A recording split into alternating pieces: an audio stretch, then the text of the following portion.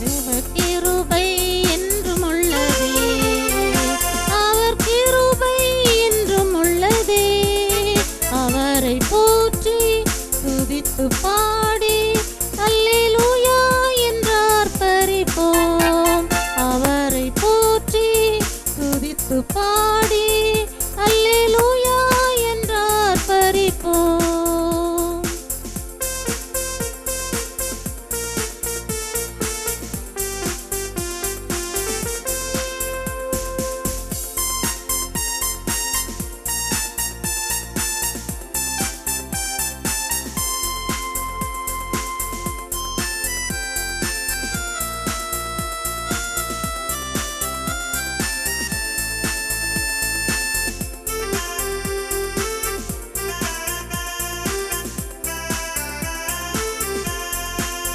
நெருக்கப்பட்டோம் மடிந்திடாமல் கர்த்தர்தாம் நம்மை காத்ததாலே. நெருக்கப்பட்டோம் மடிந்திடாமல் கர்த்தர்தாம் நம்மை காத்ததாலே. அவர் நல்லவர், அவர் வல்லவர், அவர் கிருபை என்றும் உள்ளதே. தேவ கிருபை என்றும் உள்ளதே, அவர் கிருபை என்றும் உள்ளதே. அவரை போற்றி துதித்து பாடி அல்லேலூயா என்றார் பரிபோம்.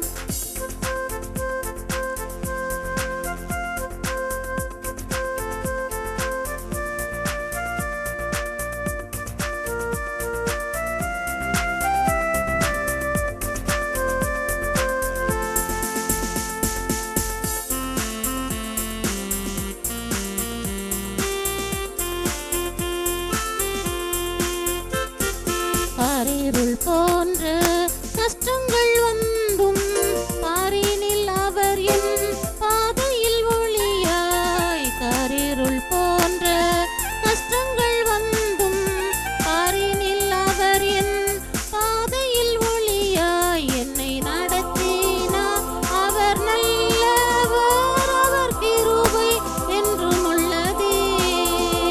தேவ கிருபை என்றும் உள்ளதே, அவர் கிருபை என்றும் உள்ளதே.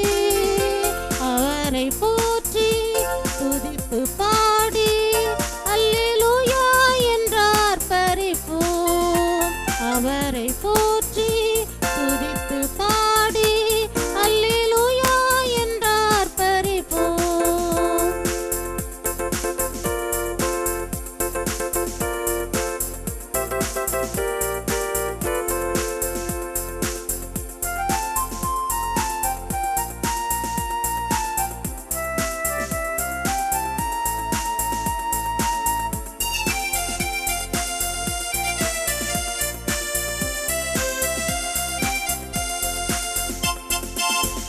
நித்திய தேவனாம் சத்திய பரந்தான் நித்தமும் நம்முடன் இருப்பதாலே. நித்திய தேவனாம் சத்திய பரந்தான் நித்தமும் நம்முடன் இருப்பதாலே. அவர் நல்லவர் என்றும் துதியுங்கள், அவர் கிருபை என்றும் உள்ளதே. தேவ கிருபை என்றும் உள்ளதே, அவர் கிருபை என்றும் உள்ளதே. அவரை போற்றி துதித்து பாடி அல்லேலூயா என்றார் பரிபோம். அவரை போற்றி துதித்து பாடி அல்லேலூயா என்றார் பரிபோம். நம் இரட்சகரும் ஆண்டவருமாகிய இயேசு கிறிஸ்து ஈடு இணையற்ற நாமத்திலே அன்பு சகோதர சகோதரிகளுக்கு எழுந்து கட்டும் ஊழியத்தின் சார்பாக என்னுடைய வாழ்த்தலை தெரிவித்துக் கொள்கிறேன். உங்களுக்கு சமாதானம் உண்டாவதாக. இன்று தாழ்மையின் மேன்மை என்கிற தலைப்பிலே சில வசனங்களை நாம் தியானிக்கப் போகிறோம். லூக்கா 18:14 பின்பகுதி வாசிக்கிறேன். தன்னை உயர்த்துகிறவன் எவனும் தாழ்த்தப்படுவான், தன்னை தாழ்த்துகிறவன் உயர்த்தப்படுவான் என்றார். இயேசு கிறிஸ்துவே சொன்ன ஒரு அருமையான வார்த்தை இது. தன்னை உயர்த்துகிறவன் தாழ்த்தப்படுவான், தாழ்த்துகிறவன் உயர்த்தப்படுவான். தாழ்மை என்றால் என்ன என்று நாம் அறிவோம். அதாவது நம்முடைய நடைமுறையிலே, நம்முடைய பேச்சிலே, நம்முடைய வாழ்க்கை முறையிலே, யாரோடு நாம் உறவு முறையிலே நாம் பேசுவதை வைத்து, நாம் பழகுவதை வைத்து நம்முடைய உள்ளான குணாதிசயம் என்ன என்பதை ஜனங்கள் மிக சுலபமாக கண்டுகொள்வார்கள். சொல்வார்கள், அவன் மிக திமிராக பேசுவான் என்று சொல்வார்கள், மிக பெருமையாக பேசுவான் என்று சொல்வார்கள், அவன் இருதயத்துக்குள்ளே மிக அதிகமான பெருமை உண்டு, தன்னை ஒரு விசேஷமானவன் என்று அவன் எண்ணுவான் என்றெல்லாம் ஜனங்கள் மற்றவர்களை குறித்து சில கருத்துக்களை சொல்வார்கள். அது முற்றிலுமாக சரி என்று நாம் எடுத்துக்கொள்ள முடியாது. ஆனாலும் கிட்டத்தட்ட அவைகள் சற்று பொருத்தமாகவே இருக்கும். அதேபோல தாழ்மை என்கிற அருமையான இந்த குணாதிசயத்தோடு வாழுகிற, பழகுகிற, பேசுகிற மக்களையும் நாம் நன்றாக அறிந்து கொள்ள முடியும். தாழ்மை நம்முடைய வாழ்க்கையிலே மிக மிக அவசியமாய் இருக்கிறது. அதன் மூலமாகத்தான் நம் மேன்மையை பெற்றுக்கொள்ள முடியும் என்று இயேசு கிறிஸ்துவே சொல்லுகிறார். ஆகவே சொல்கிறார், தன்னை உயர்த்துகிறவன் தாழ்த்தப்படுவான், தன்னை தாழ்த்துகிறவன் உயர்த்தப்படுவான். பெருமை எதனால் வருகிறது என்றால், அவர் உள்ளான குணாதிசயத்திலே, அவருடைய வாழ்க்கை முறையிலே ஒருவேளை மிக அதிகமான செல்வம் இருக்கலாம், அதிகமான திறமை இருக்கலாம், இன்னும் மற்ற விட பல விஷயத்திலே சற்று மேலான வகையிலே அவன் ஆசீர்வதிக்கப்பட்டு இருக்கலாம். இவையெல்லாம் வைத்து இருதயத்துக்குள்ளே ஒரு பெருமை வந்து விடுகிறது. அதை அகந்தை, இருமாப்பு, மேட்டிமை என்றெல்லாம் ஜனங்கள் சொல்லுவார்கள். சிலர் தன்னால் தான் எல்லாம் என்று சொல்வார்கள். நான் இல்லை என்றால் இது இந்த நிலையில் இருக்க முடியாது, இந்த உயர்வுக்கு நான் தான் காரணம். சில அருமையான கம்பெனிகள் இருக்கின்றன, தொழிற்சாலைகள் இருக்கின்றன, மிக அதிக அளவில் வளர்ச்சியை பெற்றிருக்கும். இன்னும் தனிப்பட்ட முறையிலே வியாபாரங்கள் செய்கிறவர்கள், தொழில் நடத்துகிறவர்கள் உண்டு. அவர்கள் திறமையினாலே, என்னுடைய திறமையினாலே என்னால் தான் இந்த உயர்ந்த நிலைக்கு நான் வந்திருக்கிறேன், நாங்கள் வந்திருக்கிறோம், இந்த கம்பெனி உயர்ந்திருக்கிறது என்றெல்லாம் ஜனங்கள் பெருமையாய் பேசுவார்கள். ஆகவே மற்றவர்களை விட செல்வம், அந்தஸ்து, அழகு, அறிவு, திறமை இருந்தால் உள்ளத்திலே தானாகவே ஒரு பெருமை வந்து விடுகிறது. அதோடு மற்றவர்களை அற்பமாய் எண்ணுகிறவர்களும் உண்டு. பெருமை உள்ளவருடைய குணாதிசயங்களே ஒன்று, மற்றவர்களை மிக அற்பமாக எண்ணுவார்கள். அவர்களெல்லாம் ஒன்றுமில்லை, என்னோடு ஒப்பிடும் போது அவர்களெல்லாம் ஒன்றுமில்லை என்ற அளவிலே அவர்கள் பேசுவார்கள். ஆனால் வேதத்தின் அடிப்படையிலே நாம் பார்க்கும்போது இந்த பெருமைக்கு காரணம் பிசாசின் தூண்டுதல் அல்லது பிசாசின் பெருமை என்பதே பிசாசின் குணாதிசயம்தான். மற்றவிட உயர்ந்திருக்க வேண்டும், உயர்வாக இருக்க வேண்டும், மேன்மையாக இருக்க வேண்டும் என்றெல்லாம் பெருமையோடு எண்ணுகிற எண்ணத்திற்கு காரணமே பிசாசின் குணாதிசயங்களில் ஒன்று. அது பரலோகத்திலே உலகத்தை தேவாதி தேவன் மனிதர்களை படைப்பதற்கு முன்பாக, மனுக்குலத்தை படைப்பதற்கு முன்பாக பரலோகத்திலே தேவதூதர்கள் 3 கூட்டமாக பிரிந்திருந்தார்கள். ஒன்று காபிரியேல், மிகாவேல், லூசிஃபர் என்கிற 3 பேர் இதற்கு தலைவர்களாக இருக்கிறார்கள். இதில் லூசிஃபருடைய வேலை என்னவென்றால், அவரோடு சேர்ந்த தூதர்களும் லூசிஃபருமாக தேவாதி தேவனை புகழ்ந்து போற்றி பாடி துதித்து கொண்டே இருக்க வேண்டும். பாடல் குழு தலைவன் இந்த லூசிஃபர். ஆனால் நாட்கள் ஆக ஆக அவனுக்கு இருதயத்துக்குள்ளே ஒரு பெருமை வர ஆரம்பித்து விட்டது. இந்த தேவாதி தேவன் நம்மை விட எதிலே உயர்ந்தவர், ஏன் என்னை துதிக்கக்கூடாது இந்த தேவதூதர்கள், நான் எதிலே தாழ்ந்தவன் என்ற உணர்வு அவனுக்குள் வந்ததாக வேதம் சொல்லுகிறது. ஆகவே அப்பொழுது அதை அறிந்த தேவாதி தேவன் அவனை இந்த பூமிக்கு தள்ளிவிட்டார். ஆகவே லூசிஃபரின் வீழ்ச்சிக்கு, ஒரு கூட்ட தேவதூதரின் வீழ்ச்சிக்கு காரணமே பெருமையான எண்ணங்கள் தான். ஆகவே இந்த பெருமை என்ற குணாதிசயம் பிசாசின் தலைவனாகிய லூசிஃபர் மூலமாக உண்டாவது. தன்னை உயர்த்தினவர்களுடைய வாழ்க்கையிலே நாம் பார்க்கிறோம். வேதத்திலே அவருடைய நிலை என்ன என்பதை நாம் பார்க்கிறோம். ஏரோது ராஜா இருந்தார். அவனுக்கு அருமையாக அரசாட்சி செய்து கொண்டு இருக்கிறார். அவனுக்கு அடியிலே தீரியர் சீதோனியர் என்கிற கூட்டத்தார், இந்த தேசத்தார் அவனுக்கு அடிமைகளாக இருக்கிறார்கள். அவர்களையும் இந்த ஏரோது தான் அரசாண்டு அவர்களை போஷித்து வருகிறான். அப்பொழுது இதை உணர்ந்த அந்த தீரியரும் சீதோனியரும் ஏரோதிடத்தில் வந்து அவனை மிகவும் புகழ்ந்து போற்றுகிறார்கள். கடவுளுக்கு மேலாக அவனை உயர்த்தி பேசுகிறார்கள். அப்போஸ்தலர் 12:21 வாசித்தோமானால், குறித்த நாளிலே ஏரோது ராஜவஸ்திரம் தரித்து கொண்டு சிங்காசனத்தில் உட்கார்ந்து அவர்களுக்கு பிரசங்கம் பண்ணினான். வந்திருக்கிற இந்த கூட்டத்தாருக்கு தீரியர் சீதோனியர்களுக்கெல்லாம் அவன் பிரசங்கம் பண்ணுகிறான். அப்பொழுது அவனை அதிகமாக புகழும் வண்ணமாக இந்த தீரியரும் சீதோனியரும் சொல்கிறார்கள், இது தேவனுடைய சத்தம், இது மனிதனுடைய சத்தம் அல்ல, தேவாதி தேவனுடைய சத்தம் இது என்று அவனை புகழ்கிறார்கள். அதை அவனும் உற்சாகமாக ஏற்றுக்கொள்கிறான். அவனுள்ளே பெருமை என்கிற அந்த குணம் இருந்தபடியினாலே இந்த தீரியரும் சீதோனியரும் அவனை புகழ்ந்து பேசுவதை நான் கடவுளுக்கு சமந்தான் என்று அவனை எண்ணிக்கொள்கிறான். அப்பொழுது வேதம் சொல்கிறது, கர்த்தர் அவனை அடித்தார், அவன் புழுத்து செத்தான் என்று வேதம் சொல்கிறது.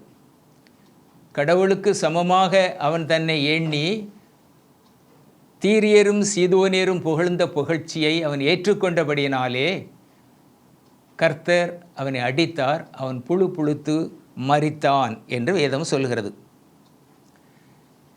இன்னும் தானியேல் தீர்க்கதரிசியின் புத்தகத்திலே நேபுகாத்நேச்சர் என்கிற ஒரு அரசனை குறித்து நாம் வாசிக்கிறோம். இந்த நேபுகாத்நேச்சர் தான் பாபிலோனிலே இப்பொழுதும் பிரசித்தி பெற்று இருக்கிற தொங்கு தோட்டத்தை கட்டியவன். அப்பொழுது அவன் ஒரு நாள் ராஜ்ய அரண்மனையிலே உலாவிக் கொண்டிருந்த போது அவன் கட்டிய அந்த பாபிலோன் தொங்கு தோட்டத்தை பார்க்கிறான். பார்த்து அவனுக்குள் மிகுந்த உற்சாகம் வந்து விடுகிறது. வேதம் சொல்கிறது, தானியேல் 4:29-30 வாசித்தோமானால், 12 மாதம் சென்ற பின்பு ராஜா பாபிலோன் ராஜ்யத்தின் அரண்மனை மேல் உலாவிக் கொண்டிருக்கும்போது, இது என் வல்லமையின் பராக்கிரமத்தினால் என் மகிமை பிரதாபத்துக்கென்று ராஜ்யத்துக்கு அரமனையாக நான் கட்டின மகா பாபிலோன் அல்லவா என்று சொன்னான் என்று வேதம் சொல்கிறது. அவன் கர்த்தருடைய கிருபையினால் இதை என்ன செய்ய முடிந்தது என்று சொல்லவே இல்லை. எல்லாம் அவனால் உண்டானது, அவன் கட்டினது. இந்த அழகிய இந்த பாபிலோன் தொங்கு தோட்டத்திற்கு காரணமே நானே கட்டினேன் என்று இருதயத்துக்குள்ளே பெருமையோடு சொல்லுகிறான். என்ன சொல்லுகிறான் பாருங்கள், இது என் வல்லமையின் பராக்கிரமத்தினால் என் மகிமை பிரதாபத்துக்கென்று ராஜ்யத்துக்கு அரண்மனையாக, அதாவது ராஜ்யத்துக்கு பாதுகாவலாக நான் கட்டின மகா பாபிலோன் அல்லவா என்று சொன்னான். இந்த வார்த்தையின் வாயில் இருக்கும்போதே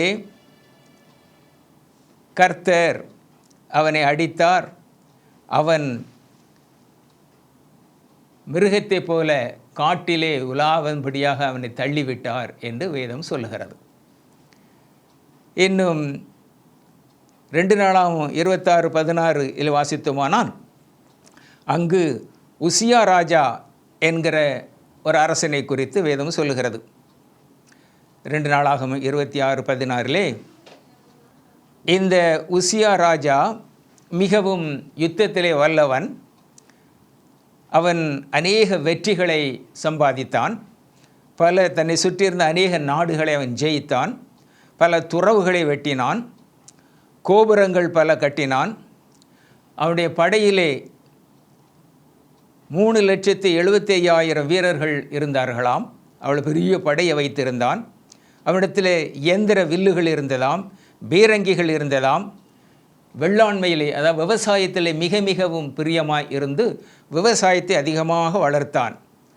ஆக இவன் பல ஆண்டுகள், அதாவது அவன் 16 வயதிலிருந்து 52 வருடங்கள் இந்த உசியா ராஜா அரசாட்சி செய்தானாம்.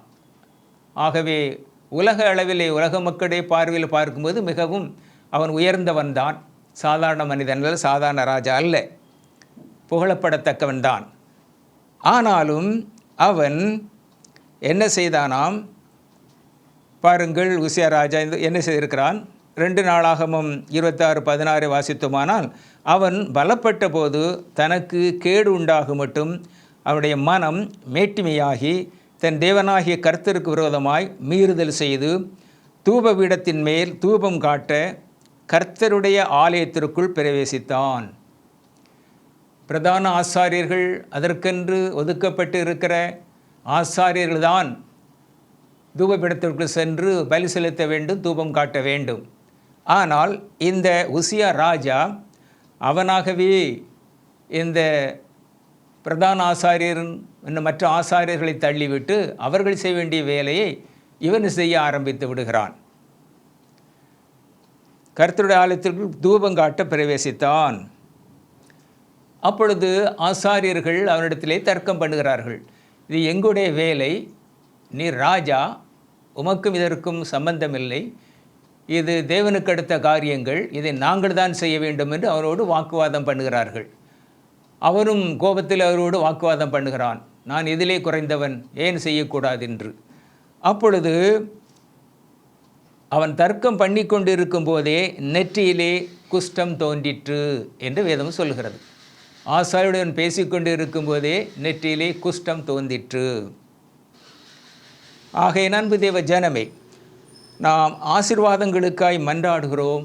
தேவனிடத்திலே மிகவும் பிரயாசப்பட்டு முயற்சி செய்து மன்றாடி ஜெபித்து ஆசீர்வாதத்திற்காக மன்றாடி ஆசீர்வாதங்களை பெற்றுக்கொள்ளும் போது அநேக மக்கள் இருதயத்திலே பெருமை வந்து விடுகிறது. நீதிமொழி 16:18 சொல்லுகிறது, அழிவுக்கு முன்னானது அகந்தை, விடுதலுக்கு முன்னானது மனமேட்டிமை. யோசித்து பார்ப்போம். ஆரம்ப நாட்களிலே மிகவும் கஷ்டமான நிலையிலே இருப்பார்கள். யாரும் அவர்களை மதிக்க மாட்டார்கள். அப்படிப்பட்ட நிலையிலே இருந்தவர்கள் பெருமுயற்சியினாலோ அல்லது கர்த்தருடைய ஆசீர்வாதத்தினாலோ உயர்ந்த நிலைக்கு உயர்த்தப்பட்டு விட்டால் அவர்களுக்கு இருதயத்திலே மேட்டிமை வந்து விடுகிறது. தாழ்மை என்பதை அவரிடத்தில் பார்க்க முடியாது. மனமேட்டிமையோடு பேச ஆரம்பித்து விடுகிறார்கள். ஆனால் வேதத்திலே தன்னை தாழ்த்தியவர்களை நாம் அநேக மக்களை குறித்து பார்க்க முடியும். விசேஷமாக இயேசு கிறிஸ்துவை நாம் பார்க்கும்போது அவர் மிகவும் தன்னை தாழ்த்தினார் என்று பார்க்கிறோம். பிலிப்பியர் 2:6-9 வரை வாசித்தோமானால், அவர் தேவனுடைய குமாரனாயிருந்தும் தேவனுக்கு சமமாயிருப்பதை கொள்ளையாடின பொருளாய் எண்ணாமல் தம்மைத்தாமே வெறுமையாக்கி அடிமையின் ரூபம் எடுத்து மனுஷர் சாயலானார். அவர் மனுஷரூபமாய் காணப்பட்டு மரணபரியந்தம், அதாவது சிலுவையின் மரணபரியந்தம் கீழ்ப்படிந்தவராகி தம்மை தாமே தாழ்த்தினார். இயேசு கிறிஸ்து மனிதனாய் இந்த உலகத்தில் வருகிறார். மனிதனைப் போல அல்ல, மனிதனாய் வருகிறார். ஆகவே மனிதனுக்கு இருக்கிற எல்லா குணாதிசயங்களும் அவரிடத்தில் இருக்க வேண்டும், இருந்தது. ஆனாலும் அவர் தேவகுமாரன் என்கிற ஒரு மேன்மையான இடத்தையும் பெற்றிருந்தபடியினாலே பரிசுத்தத்தோடு தாழ்மையோடு பல மக்களுக்கு ஆசீர்வாதமாய் இந்த பூலகத்திலே அவர் வாழ்ந்து காட்டுகிறார். அப்பொழுது நான் அவரிடத்தில் பார்க்க முடிகிறது, அவர் தன்னை தாழ்த்தினாராம். எதுவரை தாழ்த்தினாராம்? சிலுவையின் மரணபரியந்தம்.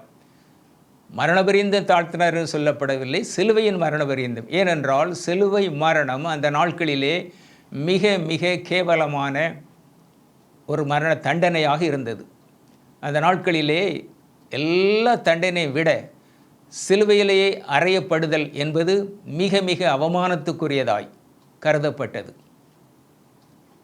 ஆகவே அது இயேசு கிறிஸ்து சிலுவையில் அறையப்படுவதற்கு சுமார் 300 ஆண்டுகளுக்கு முன்பே இந்த சிலுவை மரணம் எடுக்கப்பட்டு விட்டது. இனிமேல் யாரும் சிலுவை மரணம் என்கிற தண்டனையை கொடுக்கக்கூடாது. அது மிக மிக பயங்கரமான வேதனை கொடுக்கக்கூடிய ஒரு தாழ்வான ஒரு மரணமாக இருக்கிறது, ஒரு தண்டனையாக இருக்கிறது. அதை யாருக்கும் கொடுக்கக்கூடாது என்கிற சட்டம் பிறப்பிக்கப்பட்டு 300 ஆண்டுகள் வரை அந்த சட்டம் அமுலிலே இருந்தது. ஆனால் 300 ஆண்டுகளுக்கு பிறகு இயேசு கிறிஸ்து சிலுவையிலே அறையப்பட்டார். அவரோடு கூட மற்ற 2 கள்வர்களும் அறையப்பட்டார்கள். ஆக திரும்பவும் அந்த மரண தண்டனை, சிலுவை மரண தண்டனை வழக்கத்தில் வந்தது. ஆகவே எல்லா மரணத்திலும் சிலுவை மரணம் மிகவும் அவமானப்படத்தக்கதாய், மிக மிக கேவலமாய் மதிக்கக்கூடியதாக இருந்தது. அந்த மரணத்தையும் அவர் ஏற்றுக்கொண்டார். இயேசு கிறிஸ்து அவர் தேவனுடைய குமாரனாய் இருந்தும் என்று வேதம் சொல்லுகிறது. அதோடு நாம் நன்றாக அறிவோம், அவர் காட்டி கொடுக்கப்படுவதற்கு முன்பு கடைசி போஜனம் பண்ணுகையிலே சீருடைய கால்களை கழுவினார் என்று வேதம் சொல்லுகிறது. சீருடைய கால்களை கழுவினார். ஒரு பெரிய பாத்திரத்தில் தண்ணீர் எடுத்துக்கொண்டு தன்னுடைய ஆடை கழட்டி வைத்துவிட்டு ஒரு டவலை எடுத்து ஒவ்வொருவராக அவருடைய கால்களை கழுவினார் என்று வேதம் சொல்லுகிறது. இது சாதாரண மனிதர்கள் கூட செய்ய மாட்டார்கள். ஒரு மனிதர் இன்னொரு மனிதர் காலை சாதாரணமாக கழுவிட மாட்டான். ஆனால் இயேசு கிறிஸ்து அதை செய்தார் என்று வேதம் சொல்கிறது. இன்னும் பார்த்தோமானால் பவுல் அப்போஸ்தலன் சொல்கிறார், நிர்பந்தமான மனிதன் நான், பாவியிலும் கீழான பாவி, அப்போஸ்தலரில் கடைசியானவன் என்று சொல்கிறார். பவுல் அப்போஸ்தலன் ஒரு எபிரேயன். 14 வயதிலேயே அவர் எருசலேமுக்கு வந்து கமாலியேல் என்கிற ஒரு பெரிய வேத பண்டிதனிடத்திலே கல்வி கற்றார், வேதத்தை கற்றார். மிக மத வைராக்கியத்தோடு அவர் வாழ்ந்தார். மிக உயர்ந்த பதவியை அரசாங்கத்தில் வகித்தார். பல மொழிகள் அவருக்கு தெரியும்.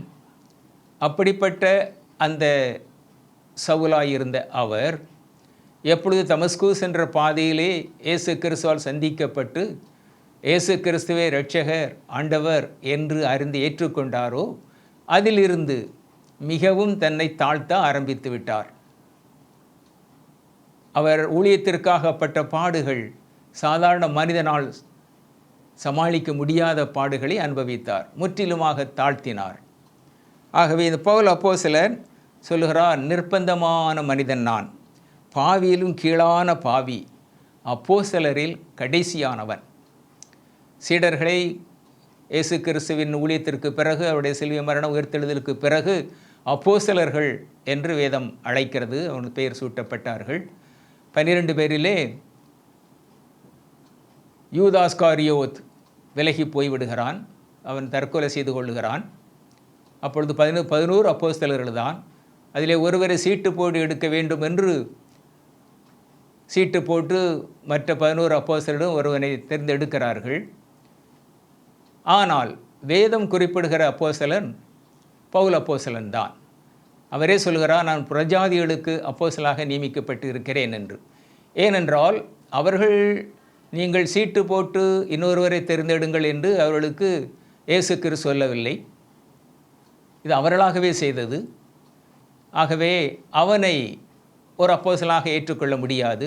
ஆனால் உண்மையிலே 12வது அப்போஸ்தலர் பவுல் அப்போஸ்தலன் தான். என அவரே சொல்கிறார், புறஜாதிகளுக்கு அப்போஸ்தலனாக என்னை இயேசு கிறிஸ்து ஏற்படுத்தினார் என்று. ஆகவே அவர் அப்போஸ்தலனாய் இருந்தும் அவ்வளவு தாழ்மையாய் அவர் ஊழியத்தை செய்கிறார். இக்காலத்திலே நாம் பார்க்கிறோம், அநேக ஊழியர்கள் நல்ல கிருபை வரங்கள் அவரிடத்தில் இருந்தால், தீர்க்க தரிசன வரம் அல்லது சுகமாக்குற வரம், இன்னும் பல வரங்கள் அவர்களுக்கு ஊழியத்திற்காக தேவாதேவன் கொடுக்கிறார். அந்த வரங்கள் இருக்கிற ஊழியக்காரரை பார்த்தால் ஒரு பெருமை வந்துவிடும் உள்ளத்திலே. தாழ்மை இடத்தில் பார்க்கவே முடியாது. அநேக இடத்தில் ஒரு சிலர் வித்தியாசமாக இருக்கலாம். அநேகர் அவர்களாக யாருக்கும் ஸ்தோத்திரம் சொல்ல மாட்டார்கள், அவர்களாக யாரிடத்திலும் பேச மாட்டார்கள். மற்றவர்கள் தான் அவருக்கு ஸ்தோத்திரம் சொல்ல வேண்டும் என்று எண்ணுவார்கள். அவரை விட வயது மூத்தவர்களாக இருந்தாலும் அவர்கள்தான் சொல்ல வேண்டும் என்று எண்ணுவார்கள். ஆகவே அது பரிசுத்த ஆவியானவருடைய வரங்கள் அவர்கள் கொடுக்கப்பட்டிருந்த போதிலும் அவருக்கு உள்ளே ஒரு ஆவியின் பெருமை அநேக உள்ளிடத்திலே காணப்படுவதை பார்க்கலாம். ஆனால் இந்த அப்போஸ்தலன் அப்படி அல்ல. பவுல் அப்போஸ்தலன் அவரும் அப்போஸ்தலர் ஒருவனாக இருந்து அறிந்திருந்தும் மிக மிக தாழ்மையாய் தன்னுடைய ஊழியத்தை நிறைவேற்றுகிறார். ஆகவே நான் நிர்பந்தமான மனிதன், பாவியிலும் கீழான பாவி என்று அவர் சொல்லுகிறார். மோசே எகிப்திலே இருந்த நாட்களிலே, அரண்மனையிலே வாழ்ந்த நாட்களிலே, அங்கு அரண்மனையிலே அந்த ராஜ பரம்பரையில் உள்ள மக்களுக்கு கற்பிக்கப்படுகிற எல்லா விதமான கலைகளையும் கற்றுக்கொண்டார். அப்போஸ்தலர் 7:22 வாசித்தோமானால், மோசே எகிப்தியரின் சகல சாஸ்திரங்களிலும் கற்பிக்கப்பட்டு வாக்கிலும் செய்கையிலும் வல்லவனானான். 40 ஆண்டுகள் எகிப்து அரண்மனையிலே வாழ்ந்தான். அப்பொழுது சகல எகிப்தியரின் சகல சாஸ்திரங்களிலும் கற்பிக்கப்பட்டு வாக்கிலும் செய்யலும் வல்லவனானான். ஆனால் அவ்வளவு விசேஷித்த கிருபைகளை பெற்றிருந்த, வரங்களை பெற்றிருந்த, திறமைகளை கொண்ட அந்த மோசேயை கர்த்தர் அழைத்தபோது, வா, நான் உன்னை எகிப்துக்கு அனுப்புவேன், நீ இஸ்ரவேல் ஜனங்களை மீட்டு கொண்டு வர வேண்டும் என்று அழைத்தபோது அவன், நான் அற்பன், என்னால் முடியாது, நான் திக்குவாயன், மந்த நாவு எனக்கு உண்டு என்று தன்னைத்தானே தாழ்த்துகிறான். பாருங்கள், பொதுவாக கர்த்தர் அழைக்கிறார் என்றால் எவ்வளவு உற்சாகமாக பல மக்களோட என்னையே எத்தனையோ கோடிக்கணக்கான மக்கள் இருக்கிறார்கள், இவர் என்னை அழைக்கிறாரே, அப்படி என்றால் நான் விசேஷித்தமானவன் தான் என்கிற உள்ளந்தான், ஒரு எண்ணம்தான் மனதுக்கு ஏற்பட வேண்டுமே தவிர, இவன் என்ன சொல்கிறான், இல்லை, நான் மந்த நாவு உள்ளவன், திக்குவாயன், என்னால் பேச முடியாது, வேறு யாரையும் பார்த்து கொள்ளும் என்று தன்னை தாழ்த்தி கர்த்தரிடையே சொல்கிறான். அப்படி இந்த மோசேயும் நான் எம்மாத்திரம் என்று சொல்கிற அளவுக்கு ஒரு தாழ்மையான மனம் படைத்தவனாக இருக்கிறான். இன்னும் பார்த்தோமானால், ஐடாஸ் கட்டர் என்கிற அருமையான ஊழியக்காரன் அறிவோம். வெள்ளூரிலே இருக்கிற கிறிஸ்தவ மெடிக்கல் காலேஜை ஸ்தாபித்து அதை இந்த அளவுக்கு உயர்த்தியவர் அந்த ஐடாஸ் கட்டர். அங்கு அவருடைய அந்த கல்லூரிக்கு முன்னுடைய சிலுவை அவருடைய படம் வைக்கப்பட்டு இருக்கிறது, அவருடைய சிலை. அதில் என்ன எழுதப்பட்டு இருக்கிறது, not to be served but to serve, not to be served but to serve என்ற வார்த்தை எழுதப்பட்டு இருக்கிறது. ஊழியம் கொள்ள அல்ல, ஊழியம் செய்யவே என்று எழுதப்பட்டு இருக்கிறது. அப்படி மிகப்பெரிய ஒரு டாக்டராக இருந்து ஒரு அருமையான, இப்பொழுதும் ஏசியாவிலே நம்பர் 1ஆக இருப்பது சிஎம்சி வெள்ளூர் கிறிஸ்தவ மெடிக்கல் காலேஜ் தான். அப்படிப்பட்ட காலேஜை நிர்மாணித்த அந்த சகோதரி சொல்லுகிறாள், not to be served but to serve என்று சொல்லுகிறாள். ஆகிய அன்பு தேவ ஜனமே, தாழ்மை உள்ளவர்கள் நிச்சயமாகவே உயர்த்தப்படுவார்கள் என்று வேதம் நமக்கு தெளிவாய் சொல்லுகிறது. இயேசு கிறிஸ்து சொல்லுகிறார், தன்னை உயர்த்துகிறவன் தாழ்த்தப்படுவான், தன்னை தாழ்த்துகிறவன் உயர்த்தப்படுவான் என்று. வாழ்க்கையில் நாம் கவனமாக வாழ வேண்டும். கர்த்தர் கிருபையாய் இறங்கி பல திறமைகள், தாளந்துகள், நல்ல கல்வி, உயர்வான மேன்மை, செல்வம் எல்லாவற்றையும் நம்ம கொடுத்திருக்கலாம். இவையெல்லாம் என்னால் தான் என்கிற எண்ணம் ஒருபோதும் ஒரு மனிதனுக்கும் வந்துவிடக்கூடாது. அப்படி வந்தால் அவள் தாழ்த்தப்பட்டு போய்விடுவார்கள். வேதம் அதை விரும்புவதே இல்லை, நம்ம இயேசு கிறிஸ்து அதை விரும்புவதே இல்லை. திட்டவட்டமாக அறிந்து கொள்ளுவோம். ஜெபிப்போம். மகா இரக்கமுள்ள தேவாதி தேவனே, நன்றியோடு நாங்கள் ஸ்தோத்தரிக்கிறோம், ஸ்தோத்தரிக்கிறோம், ஸ்தோத்தரிக்கிறோம். தன்னைத்தான் தாழ்த்துகிற எவனும் உயர்த்தப்படுவான் என்று நீர் தெளிவாய் எங்களுக்கு சொல்லி வைத்திருக்கிறீர். இந்த வார்த்தையில் கேட்ட எல்லா உள்ளங்களின் பேசும் இடைபடும் கர்த்தாவே, எந்த காரணத்தை கொண்டும் எந்த நிலையிலும் தங்களை உயர்த்தி கொள்ளாதபடிக்கு தாழ்மையாய் ஜீவிக்க நீ கிருபையாய் இறங்கி வந்து பிள்ளைகளுக்கு உதவி செய்யும். நிச்சயமாகவே தன்னை தாழ்த்தவர் உயர்த்தப்படுவார் என்று வேதம் சொல்கிறது. உன்னதமான ஒரு நிலைக்கு நாங்கள் உயர்த்தப்படுவோம் என்கிற எண்ணத்தோடு எல்லா மக்களிடத்திலும், எல்லா நேரத்திலும், எந்த இடத்திலும் தாழ்மையோடு நடந்து கொள்ள உமது பிள்ளைகளுக்கு கிருபையாய் இறங்கி உதவி செய்வீராக. எங்கள் அருமை இரட்சகரை மீட்பெருமாக இயேசு கிறிஸ்து நாமத்தில் ஜெபிக்கிறோம் எங்கள் ஜீவனுள்ள பிதாவே. ஆமேன், ஆமேன். கர்த்தர் உங்களை ஆசீர்வதிப்பாராக.